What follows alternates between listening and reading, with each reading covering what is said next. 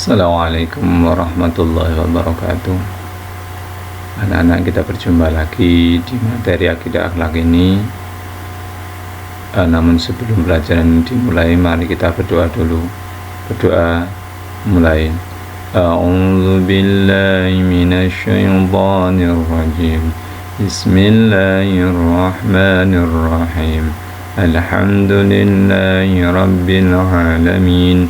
الرحمن الرحيم مالك يوم الدين إياك نعبد وإياك نستعين اهدنا الصراط المستقيم صراط الذين أنعمت عليهم غير المغضوب عليهم ولا الضالين آمين أشهد أن لا إله إلا الله وأشهد أن محمد رسول الله رضيت بالله ربا وبالإسلام دينا وبمحمد نبيا ورسولا ربي زدني علما وارزقني فهما واجعلني من الصالحين اللهم اغفر لي ذنوبي ولوالدي وارحمهما كما ربياني صغيرا ربنا آتنا في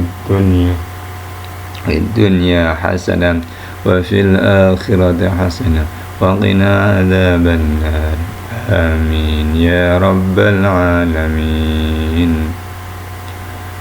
Terima kasih anak-anak. Materi akidah akhlak ini kemarin kita sudah bahas, yaitu kalimat istighfar. Apa itu istighfar? Kalimat atau ucapan permohonan ampun kepada Allah atas dosa yang kita lakukan. Apabila kita setelah melakukan dosa, maka jangan lupa kita beristighfar kepada Allah, minta ampun kepada Allah dengan penyesalan sesungguh-sungguhnya. Jangan tobat lombok, bar mangan lombok diulang lagi, besok pengen lombok lagi, itu namanya tobat lombok. Setelah melakukan kesalahan, besok melakukan kesalahan lagi, ini tidak dibolehkan. Ini meremehkan Allah namanya. Oke. Yaitu kita akan membahas yang pertama adalah membiasakan atau kapan kita membiasakan melafalkan ucapan istighfar. Yang pertama, ketika kita lupa kewajiban kita kepada Allah, ketika kita lupa sholat, lupa ngaji, lupa ibadah yang lain, kadang-kadang kita lupa belajar.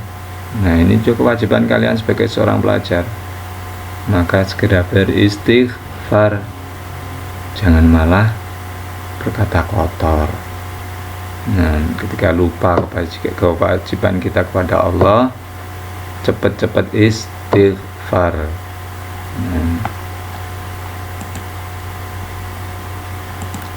Yang kedua, setelah melakukan kesalahan dan dosa. Kalau kita sudah melakukan dosa, setelah kita melakukan dosa, tapi setelah melakukan jangan dilakukan lagi. Kita cepat bertaubat, kita beristighfar kepada Allah, taubatan nasuha. Jangan malah melakukan lagi. Nah, kalau sudah mengumpat astagfirullahaladzim, nah diingatkan temannya, maka jangan diulang lagi, malah ngumpat lagi. Ini kebanyakan kalian kalau mendapat kesalahan, ngumpat, diingatkan malah ngamuk. Ini kebiasaan kalian, jangan diulang lagi. Ketika dalam sholat, nah, kapan sholat? Ketika dalam sholat mengucapkan istighfar, ya, duduk di antara dua sujud, Rabbighfirli warhamni wajburni warfa'ni warzuqni wahdini wa'afini wa'fu anni. Itu doa semuanya. Salah satunya Rabbighfirli itu adalah istighfar, ya Allah ampunilah aku. Nah, berarti dalam sholat itu kita juga mohon ampun kepada Allah, mudahkan rezeki pada Allah, difahamkan ilmunya, itu ada. Nah, mudahkan urusannya, mudahkan ibadahnya, itu ada semuanya. dalam sholat. Yang keempat, ketika berdoa. Nah, ketika berdoa jangan lupa istighfar kepada Allah dan mendoakan doa orang tua kita. Allah maghfirli dzunubi, nah, wali walidayya warhamhuma kama rabbayani. Setiap sholat minimal kita setiap sholat itu mendoakan orang tua 5 kali minimal. Lebih itu malah bagus. Jangan sampai lupa kita tidak mendoakan orang tua. Yang kelima, ketika berzikir, Astaghfirullahaladzim alladzi la ilaha illa huwal hayyul qayyum wa atubu ilaih. Kalian sudah hafal semuanya. Zikir.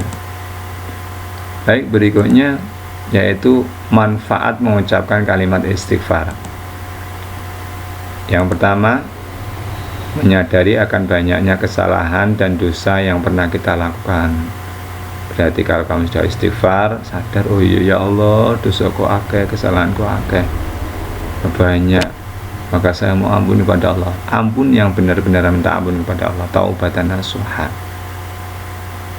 Jangan tobatan tok, tapi yang benar-benar tobat.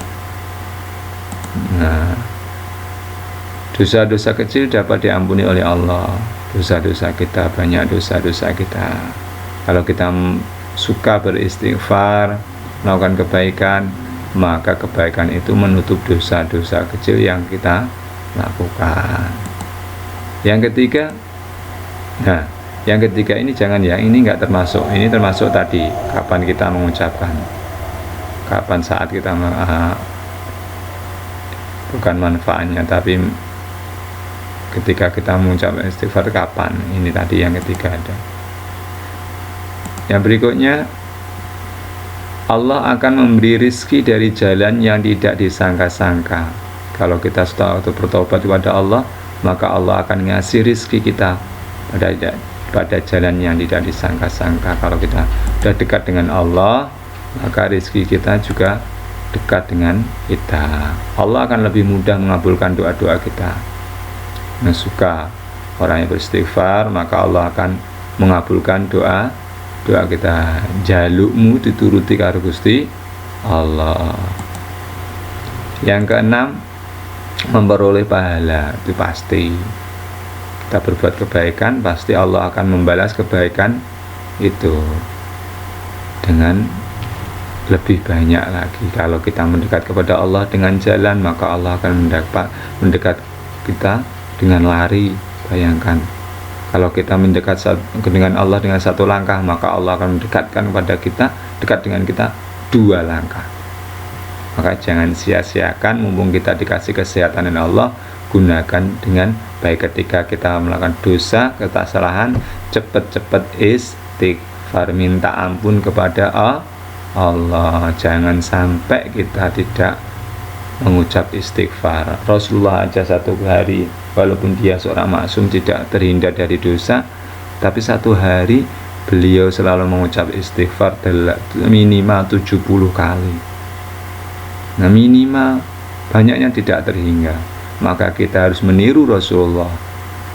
Baik kita melakukan salah atau tidak, kita selalu beristighfar kepada Allah. Baik anak-anak, mungkin hanya ini yang Pak Ali bisa sampaikan.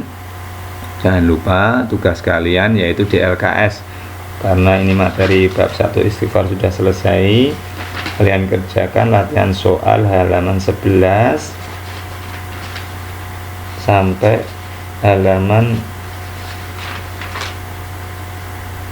13, Romawi 3 ya. Halaman perbaikan nggak usah, di atasnya Romawi 3 aja, yaitu halaman 11 sampai halaman 13 ya. Dikerjakan di rumah, difoto, nanti dikumpulkan ke Pak Ali. Terima kasih, mudah-mudahan kalian selalu diberi kesehatan oleh Allah Ta'ala, dilindungi oleh Allah, keluarga kalian dan saudara-saudara kalian semuanya. Mohon maaf. Assalamualaikum warahmatullahi wabarakatuh.